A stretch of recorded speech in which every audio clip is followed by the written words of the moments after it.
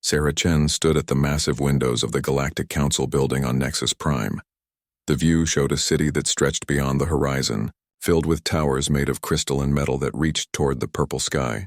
Ships from dozens of different worlds flew between the buildings like glowing insects. Each ship carried beings that her species had only dreamed about just 50 years ago. She touched the small device hidden behind her ear. The neural implant felt warm against her skin. Inside it were secrets that could change everything. The other ambassadors in the great hall behind her had no idea what she carried. They saw her as just another primitive human from a backward world. The Galactic Council chamber was enormous. 12 floating platforms hung in the air, each one designed for a different alien species. The Zephyrians looked like dancing lights that spoke in musical tones. The Kraken were massive creatures with too many arms and eyes like black holes. The Nexarch appeared to be made of living metal that constantly shifted shape. Sarah walked to the center of the chamber where a small platform waited for her. Earth had been given observer status only 6 months ago. The humans were the newest members, barely tolerated by the ancient civilizations that had ruled the galaxy for thousands of years. Chairman Vex Talar of the Zephyrians began to speak. His voice echoed through translation devices that turned his musical language into words Sarah could understand. "We gathered today to discuss the human problem," he said. The lights that made up his body pulsed with different colors. "Earth's children have spread too quickly across the stars. They build weapons instead of art. They claim territory instead of sharing resources." Sarah felt her heart rate increase. This was not going to be a normal diplomatic meeting. Around the chamber, representatives from other species nodded their agreement. The Andromedan delegate, a creature that looked like a walking tree, spoke next. "Humans are dangerous," it said in a voice like wind through leaves. "They see everything as a threat. They prepare for war even during peace talks. Our scouts have observed their colonies. Every human settlement has military defenses." "That is not unusual," Sarah replied, stepping forward. "Many species protect their homes." The Kraken representative laughed, a sound like grinding metal. "Other species build defenses. Humans build fortresses. Other species have armies. Humans have turned their entire civilization into a weapon." Sarah knew they were not entirely wrong. Earth had learned hard lessons during its violent history. When humans finally reached the stars, they had not forgotten those lessons. Every colony ship carried weapons. Every settlement had bunkers. Every human in space was trained to fight. But the aliens did not understand why. They had never faced extinction. They had never watched their entire species almost destroy itself. Humans had learned that survival required preparation for the worst possible outcomes. "The human expansion must stop," Chairman Vex Talar declared. "We have decided that Earth will surrender all faster than light technology. Human colonies will be limited to their current borders. No new human settlements will be permitted." The chamber fell silent. Sarah felt the weight of every alien gaze upon her. This was exactly what Earth's leaders had feared would happen. The older species wanted to keep humanity contained, to prevent them from becoming a threat. "And if we refuse?" Sarah asked quietly. "Then we will enforce our decision," the Kraken representative said. His massive form leaned forward on his platform. "The hegemony has ended 47 species that refuse to follow galactic law. Humans would be the 48th. Sarah touched the implant behind her ear again. A simple signal, just a few electronic pulses, traveled from her device to a communications satellite orbiting Nexus Prime. From there, it jumped through hyperspace to reach Earth in seconds. The message was short. "Package delivered. Execute Endgame protocol." Light years away in a secret facility beneath the Swiss mountains, computers received Sarah's signal. Automated systems activated. Orders went out to human colonies across dozens of star systems. The message was simple. The mask comes off. Show them what we really are. "I need to contact my government," Sarah said to the council. "This decision affects all of humanity. I must discuss it with Earth's leaders." "There is nothing to discuss," Chairman Vex Talar replied. "The decision has been made. Kraken security forces will escort you to detention while we arrange for your technology transfer." 6 Kraken warriors moved toward Sarah's platform. Each one was twice her size and covered in natural armor that could stop most weapons. Energy fields began to form around their hands, ready to capture her without causing permanent damage. Sarah did not resist as the glowing restraints locked around her wrists. She had done her job. The real work would begin now, far from this chamber, as humanity revealed what 50 years of paranoid preparation had created. As the Kraken guards led her away, Sarah smiled. The aliens thought they understood humans. They had studied Earth's history and seen a species that fought itself for thousands of years. They had observed human colonies and noted the defensive preparations. They had watched human ships and cataloged their weapons, but they had missed the most important thing about humanity. Humans did not just prepare for war. They prepared for the war they might lose. And when humans prepared for defeat, they made sure that defeat would cost their enemies everything. The Galactic Council had just made the biggest mistake in their species' long histories. They had threatened the survival of humanity, and humans, Sarah knew, were very good at making sure threats did not survive.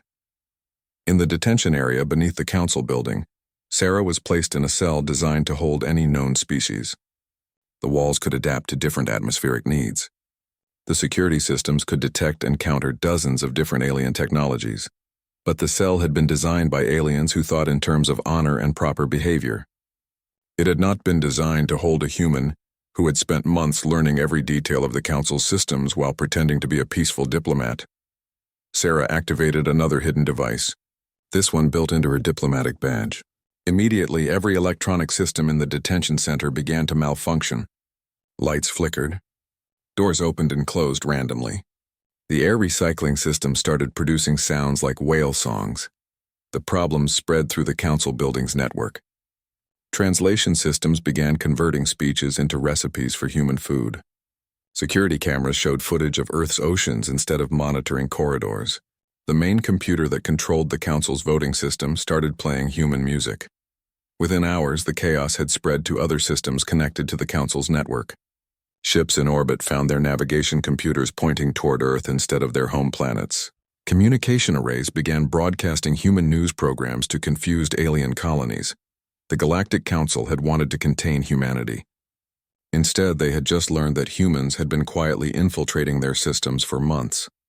Every piece of technology that humans had been allowed to examine, every computer system they had been permitted to access, every network they had connected to for diplomatic purposes, had been secretly compromised. The aliens were about to discover that when humans said they came in peace, they also came prepared for war. And human preparations were always more thorough than anyone expected. Sarah sat in her malfunctioning cell and waited. Soon the council would learn what happened when you threatened a species that had turned survival into an art form. The endgame had begun, and humanity was about to show the galaxy why they were the most dangerous thing to ever crawl out of a gravity well. Admiral Marcus Torres stood in the command center buried 3 miles beneath the Swiss Alps. The room was filled with holographic displays showing every human settlement in the galaxy. Red dots marked military installations. Blue dots showed civilian colonies. Green dots indicated the ships that the Galactic Council thought were simple exploration vessels. The aliens had made a terrible mistake. Signal received from Ambassador Chen, reported Lieutenant Commander Park. Her fingers moved across the control interface, bringing up new displays. Endgame protocol is authorized. All units are standing by. Torres nodded slowly. For 50 years, humanity had been preparing for this moment. While the aliens saw humans as newcomers who had barely learned to travel between stars, the truth was very different. Humans had been planning for galactic war since the day they first detected alien radio signals. Begin Phase 1, Torres ordered. Drop all covers. Show them what we really built. Across human space, the transformation began. On the asteroid mining station in the Kepler system, workers pressed buttons that had been waiting for decades to be used.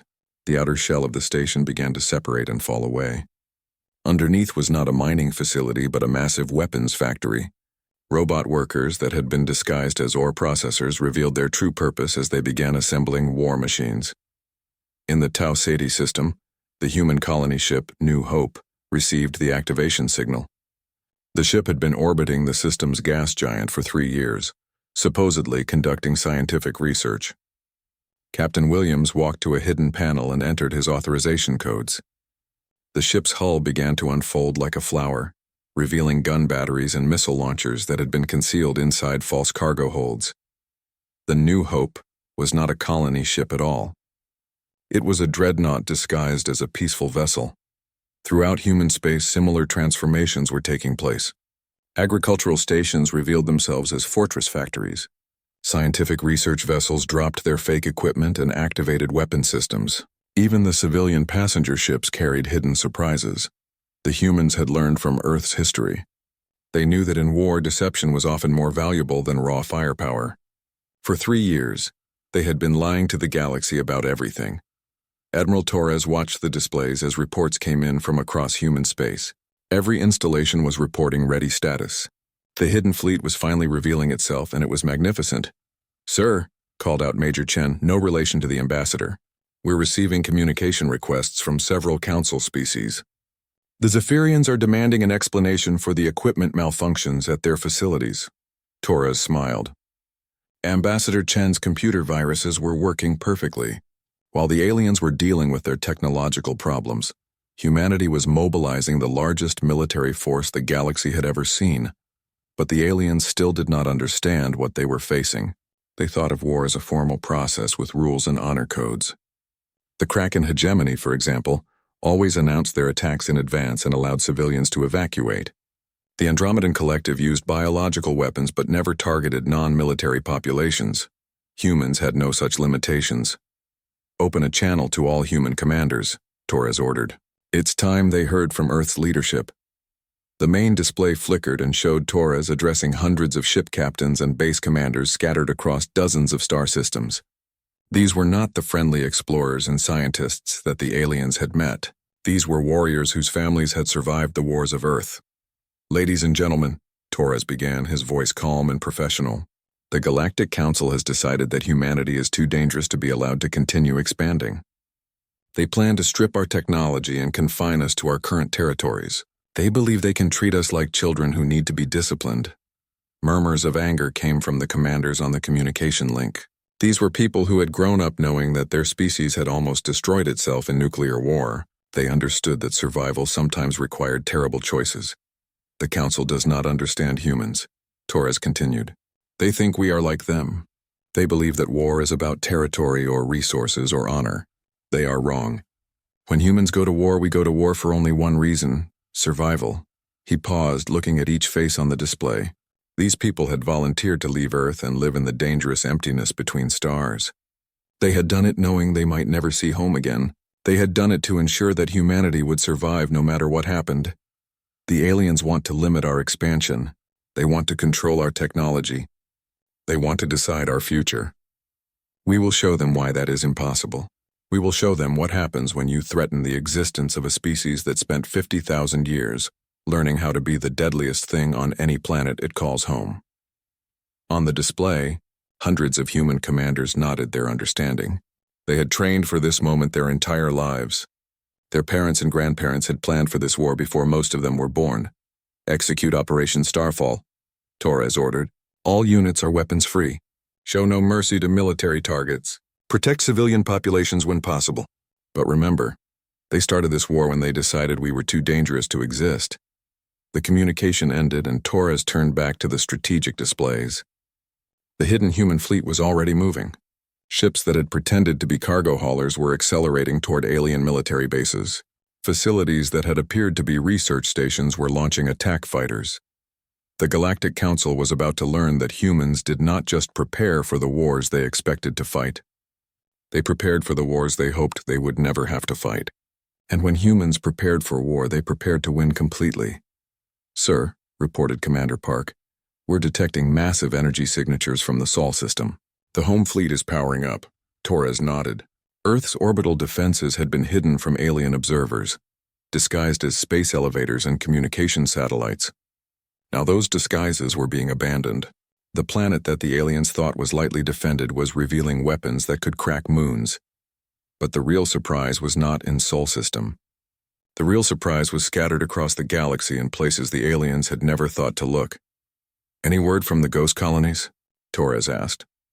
"Communication established with Phantom Base and 7 other installations," reported Major Chen. "They're ready to begin operations." The ghost colonies were humanity's deepest secret. While the aliens knew about Earth's official settlements, they had no idea that humans had been secretly establishing hidden bases for decades. These installations were buried in asteroids, hidden in gas giant atmospheres, and camouflaged on planets that appeared uninhabitable. Each ghost colony was a complete human civilization, capable of surviving independently for centuries. More importantly, each one was also a military base equipped with weapons that could destroy star systems. The aliens thought they were fighting one human civilization centered on Earth. They were actually fighting dozens of human civilizations, each one prepared to continue the war even if all the others were destroyed. Torres watched as the tactical display updated with new information. The Kraken hegemony was mobilizing their third battle fleet, probably planning to crush what they thought was a minor human rebellion. The Zephyrians were trying to coordinate a diplomatic response while their computer systems played human children's songs. The aliens still believed they were dealing with a reasonable situation that could be resolved through proper application of force or negotiation. They did not yet understand that they had declared war on a species that had been preparing for exactly this scenario since before they had learned to build starships. "Time to contact from the Kraken fleet?" Torres asked. 6 hours until they reach the Sol system perimeter," reported Commander Park. Torres smiled. 6 hours was more than enough time for Admiral Vasquez to prepare her welcoming committee. The Kraken were about to learn why humans studied military history from every civilization they had ever encountered. The Endgame was beginning, and humanity was ready to show the galaxy what they were really capable of when their survival was threatened. Admiral Elena Vasquez floated in zero gravity in the command center of the EDS Retribution. Through the transparent aluminum windows, she could see the Kraken Third Battle Fleet approaching the edge of the Sol system. 47 ships, each one larger than anything humanity had officially built. Their hulls gleamed with the dark metal that had conquered dozens of species across the galaxy. The Kraken believed they were coming to discipline children. "Distance to enemy fleet?" Vasquez asked her tactical officer. 2 million kilometers in closing, reported Commander Singh. "They're transmitting surrender demands on all frequencies." Vasquez smiled coldly. The Kraken had sent their surrender demands in 12 different languages, including human English. They wanted Earth to know that resistance was useless.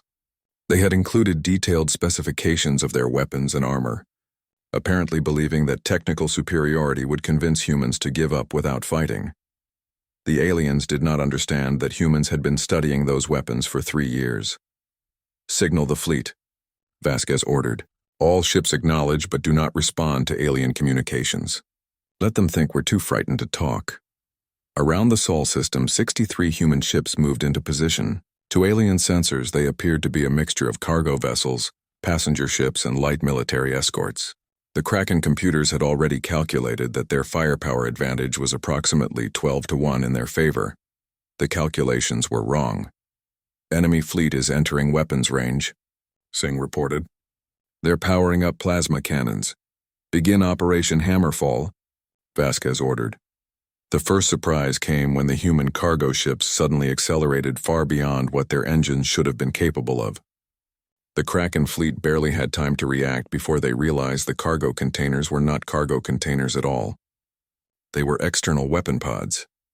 The EDS Prosperity, which had been disguised as a civilian transport, opened fire with railguns that launched projectiles at 30% of light speed. The EDS New Boston revealed missile launchers that had been hidden inside fake passenger compartments. The entire human fleet dropped their disguises simultaneously. But the real shock came when the humans began using tactics that no civilized species had attempted in thousands of years. The EDS Manchester, already damaged by Kraken fire, suddenly accelerated directly toward the enemy flagship instead of retreating.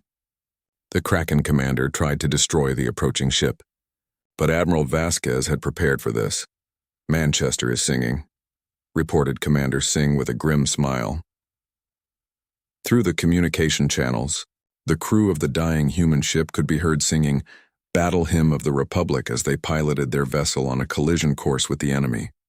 The Manchester's reactor went critical just as it struck the Kraken flagship, and both ships vanished in a nuclear fireball. The Kraken fleet had never seen anything like it. In their military doctrine, ships retreated when damaged. Crews surrendered when defeat was certain. Nobody deliberately crashed their ship into enemy vessels while singing war songs. "Multiple human vessels are ramming our ships," came a panicked transmission from a Kraken cruiser. They're using their FTL drives as weapons. Admiral Vasquez watched with professional satisfaction as the EDS Detroit activated its faster-than-light drive while inside the Kraken formation. The resulting hyperspace rupture tore 3 enemy ships apart and sent shockwaves through space that disabled 2 more.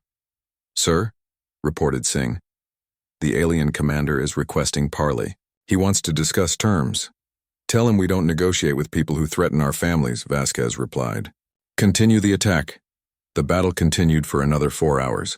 The Kraken had superior individual ships, but they had never fought an enemy that treated their own lives as expendable weapons. Human ships continued fighting even when their hulls were breached and their crews were dying. Human captains used their reactors as bombs. Human fighters rammed into enemy bridges rather than eject when their weapons ran out. When the battle ended, 39 Kraken ships had been destroyed. The remaining 8 were fleeing toward deep space, broadcasting warnings about human combat doctrine on all frequencies. The human fleet had lost 41 ships and nearly 30,000 people. But they had proven something important. The ancient civilizations could be beaten. Within hours, recordings of the battle were spreading across galactic communication networks. Alien military analysts watched in horror as human ships sang while dying. Civilian populations on dozens of worlds saw footage of humans using their own vessels as weapons. On Nexus Prime, Chairman Vextiller gathered the emergency council session to discuss the human situation. "This was not warfare," declared the Andromedan representative, its tree-like form shaking with what humans would have recognized as fear. "This was madness. They fought like animals defending their young."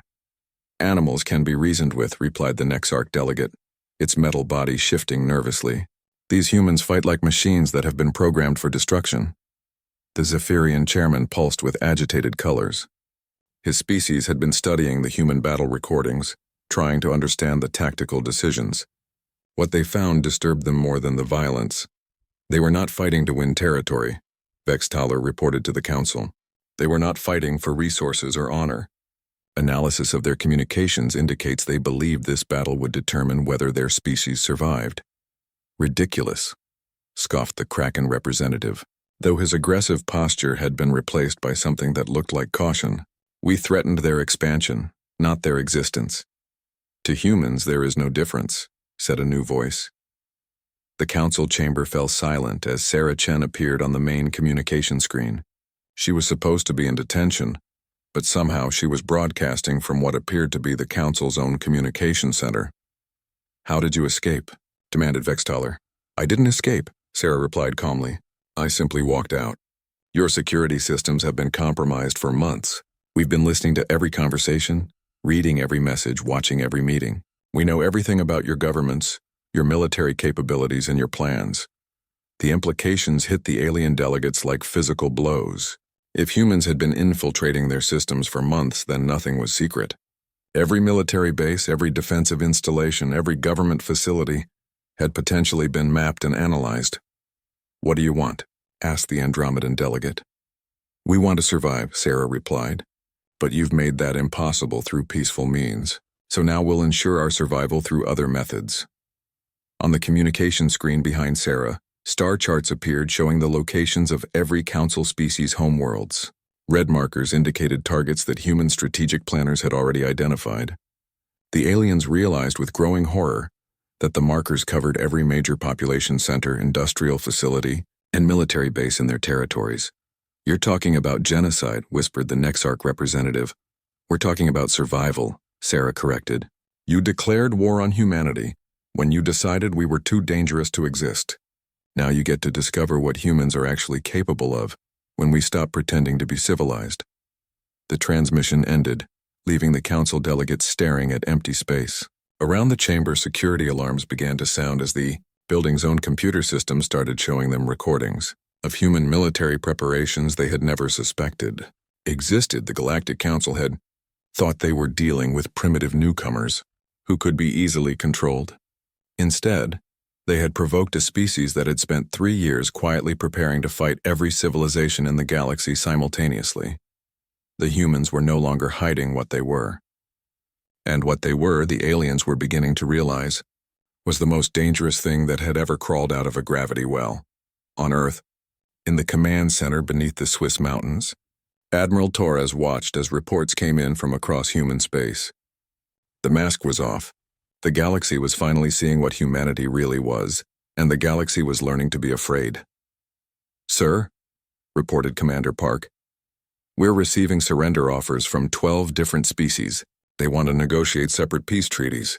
Torres nodded. Fear was a useful tool, but the war was just beginning. Soon the aliens would learn that when humans went to war, they fought until their enemies could never threaten them again. The endgame was accelerating, and humanity was winning. Dr. Kethvar of the Andromedan Collective stood in his laboratory on the planet Verdania, surrounded by biological samples that could end civilizations. His tree-like form swayed slightly as he worked, manipulating genetic sequences with the skill that had made his species masters of biological warfare. The humans had proven surprisingly resilient in direct combat. The destruction of the Kraken Third Fleet had shocked the galaxy, but the Andromedans believed they had a solution. Biological weapons were silent, invisible, and unstoppable. A single plague ship could end the human threat permanently. "The pathogen is ready," reported his assistant, Dr. Yolden. "It targets human genetic markers specifically. No other species will be affected. The incubation period is 72 hours, followed by rapid system failure. Death occurs within 1 week of exposure." Kethvar examined the microscopic weapon that would save the galaxy from human aggression. The virus was beautiful in its simplicity. It would spread through human populations faster than they could respond, and it left no traces that could be detected until symptoms appeared. "Deploy the plague ships immediately," Kethvar ordered. "Target Earth and the major human colonies. Within 1 month, the human threat will be eliminated." 3 Andromedan vessels departed Verdania carrying their deadly cargo. They were disguised as medical relief ships responding to the outbreak of violence in human space. Any human who scanned them would detect only food supplies and medical equipment. The ships reached Earth's outer system without detection. The first plague vessel released its cargo into Earth's atmosphere through a device that appeared to be a communications satellite. Within hours, every major city on the planet was exposed to the Andromedan virus. Dr. Kethvar monitored the plague's progress from his laboratory. Initial reports were promising. Humans were falling ill in the expected pattern. Medical facilities were overwhelmed. Panic was spreading faster than the disease itself, but something was wrong. "Sir," reported Dr. Yolthan, his voice confused. "We're receiving strange signals from across human space, not from their official colonies, but from coordinates that show no signs of habitation." Kethvar moved to the communication console. What he saw made his entire form freeze with shock. Automated messages were broadcasting from dozens of locations throughout the galaxy. Asteroid fields, gas giant atmospheres, the surfaces of planets that were supposed to be uninhabitable. All of them were sending the same signal. "Earth is under biological attack. All ghost colonies are authorized to activate Protocol 7. "Impossible," whispered Kethvar. "Our intelligence reports accounted for every human settlement." But the evidence was undeniable. Across the galaxy, hidden human installations were revealing themselves. These were not the colonies that had registered with the Galactic Council. These were secret bases that had been concealed for decades. On the planet Xerion, which all surveys had shown to be a lifeless rock, massive blast doors opened in what appeared to be empty desert. Underground facilities that had been built beneath miles of stone suddenly came online. These were not research stations or mining operations. They were military bases designed to survive extinction events. In the asteroid field of the Vega system, chunks of rock that had orbited peacefully for years suddenly activated massive engines. They were not asteroids at all, but camouflage space stations equipped with weapons that could destroy planets. Most shocking of all were the generation ships. For 40 years, these vessels had been traveling through empty space on trajectories that would take centuries to reach their destinations. They had been written off as desperate attempts by humans to preserve their species through long journeys to distant stars. But now those ships were changing course. Their fusion engines, which should have been barely adequate for slow interstellar travel, revealed themselves capable of incredible acceleration. They were not fleeing refugees. They were weapon platforms that had been positioned throughout the galaxy. "How many?" asked Dr. Yulthan, his voice barely audible. Kethvar counted the signals appearing on his display. 43 hidden installations, 17 camouflaged space stations, 28 generation ships that were actually mobile battle platforms. And those were just the ones that were announcing themselves. The humans have been preparing for this war for decades, HFY realized. Everything we thought we knew about their capabilities was a lie. The worst part was that these hidden installations were not governed by the same diplomatic restraints that had limited official human responses.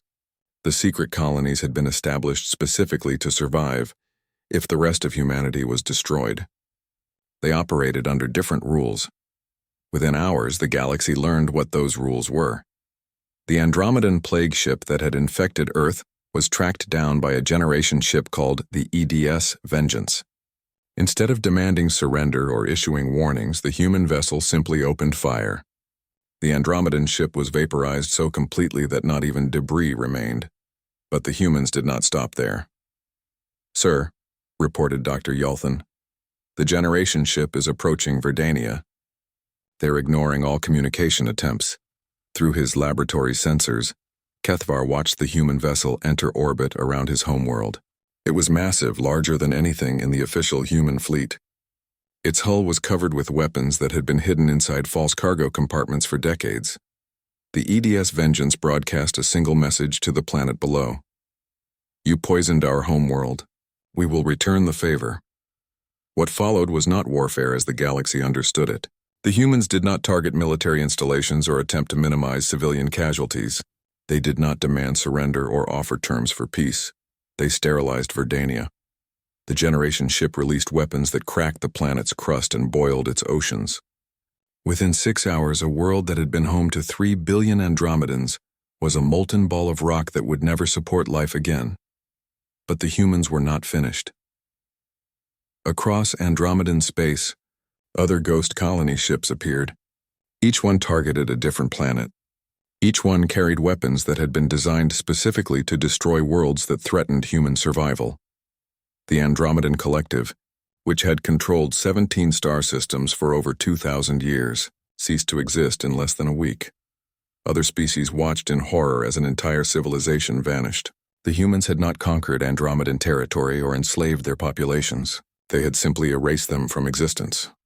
"This is madness," declared Chairman Vextaler during an emergency council session. "They're committing genocide on a scale we haven't seen in millennia." "They're defending themselves," Sarah Chen replied from her unauthorized position in the council's communication center. "You used biological weapons against civilian populations. In human military doctrine, that authorizes unlimited retaliation." "Unlimited retaliation against military targets," protested the Nexarch representative, "not against entire species." Sarah's expression remained calm, but her words chilled every alien in the chamber. "When you tried to make our children extinct, you became a military target. All of you became military targets. The implications were terrifying. The humans were not fighting a conventional war with conventional goals. They were fighting an extinction war, and they had decided that anyone who threatened human survival deserved the same fate. On his flagship, Admiral Torres received reports from across the galaxy. The ghost colonies were performing exactly as planned. Each installation had been positioned to strike at the homeworlds of potential enemies. Each one operated independently, capable of continuing the war even if Earth and all official human colonies were destroyed. The aliens had thought they were fighting one human civilization. They were actually fighting dozens of them, each one equipped to destroy star systems and each one prepared to continue fighting until their enemies could never threaten humanity again. "Sir," reported Commander Park, "we're receiving surrender offers from 26 different species. They want to negotiate immediate cessation of hostilities." "Tell them the terms are simple," Torres replied. "Complete disarmament and acceptance of human oversight of their military capabilities. Any species that refuses will be treated as a continuing threat." The galaxy was learning that humans did not fight for conquest or territory. They fought for survival. And when humans fought for survival, they made sure their enemies could never threaten them again. The war was escalating beyond anything the aliens had imagined possible. And humanity was winning by being more ruthless than their enemies had believed any civilized species could be. The Endgame was reaching its final phase, and the galaxy was beginning to understand that when humans said they would do whatever was necessary to survive, they meant exactly that. Sarah Chen walked through the corridors of the Galactic Council building on Nexus Prime. But the building was very different now. Human security guards stood at every intersection. The walls displayed monitors showing the locations of human fleets throughout the galaxy. The translation devices that had once converted dozens of alien languages now focused primarily on the various human dialects spoken across their expanding territories. 2 years had passed since the execution of the Endgame protocol. The galaxy was a changed place. Sarah entered the main council chamber, where she now held the title of Humanity's Speaker. The 12 floating platforms that had once represented the ancient civilizations of the galaxy were mostly empty. 3 of the original species had chosen extinction rather than surrender. The Andromedans were gone completely, their world still cooling from the human bombardment. The Void Singers had triggered their own sun to go supernova, rather than accept human authority. The remaining species had learned to be very careful around humans. Chairman Vex Taller, the Zephyrian who had once led the council, now served as a junior administrator under human oversight. His light-based form pulsed with colors that human psychologists had learned to read as resignation and fear.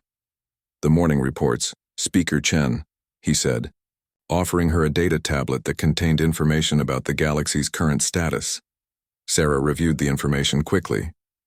17 former alien colonies had been converted to human settlements. 43 species had accepted protectorate status under human military protection.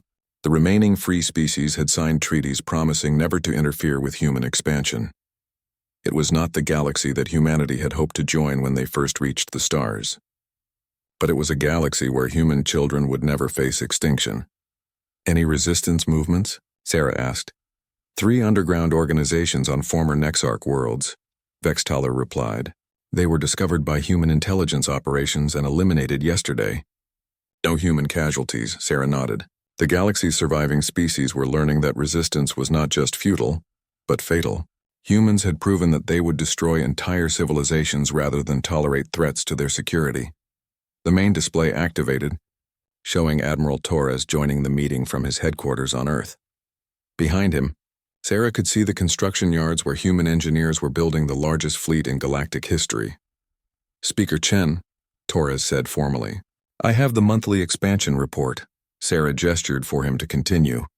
The conquest of the galaxy had not ended with the defeat of the original council species.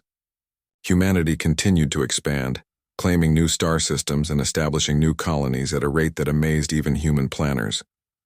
47 new settlements established this month, Torres reported. The Kepler shipyards completed their 15th dreadnought. The Alpha Centauri research facilities have developed improved terraforming technology that can make any planet habitable within 6 months.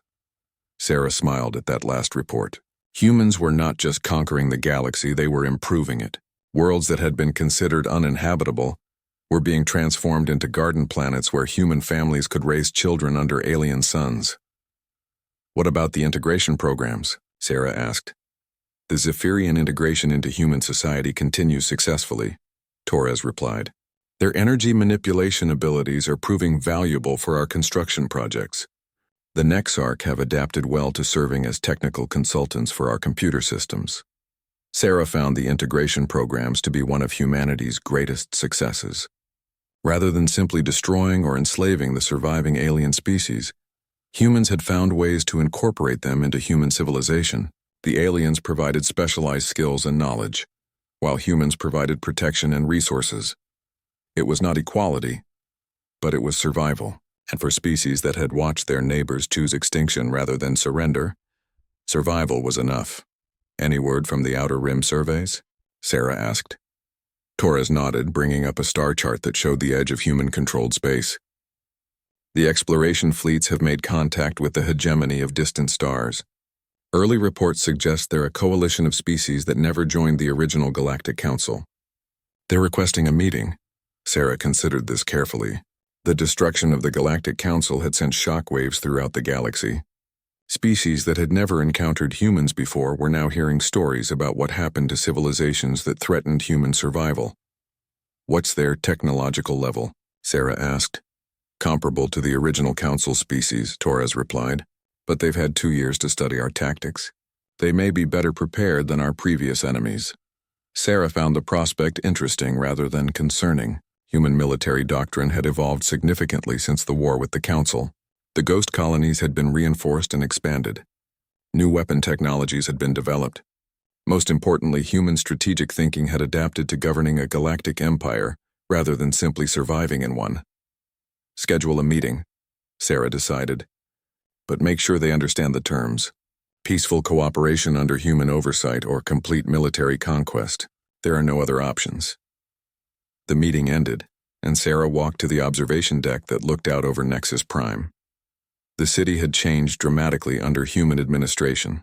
The crystalline towers still reached toward the purple sky, but now they were integrated with human architecture. Children from a dozen different species played in parks that had been designed to accommodate various atmospheric needs. It was not the galaxy that any species had expected when humans first appeared among the stars, but it was a galaxy where every species understood the rules, and where those rules were enforced by beings who had proven they would do anything necessary to protect their families. A young human boy, maybe 8 years old, ran past Sarah chasing a small alien creature that looked like a floating jellyfish. The alien child was laughing with musical sounds that the translation devices converted into human giggles. They were playing together without any awareness that their species had once been enemies. That was the real victory, Sarah realized.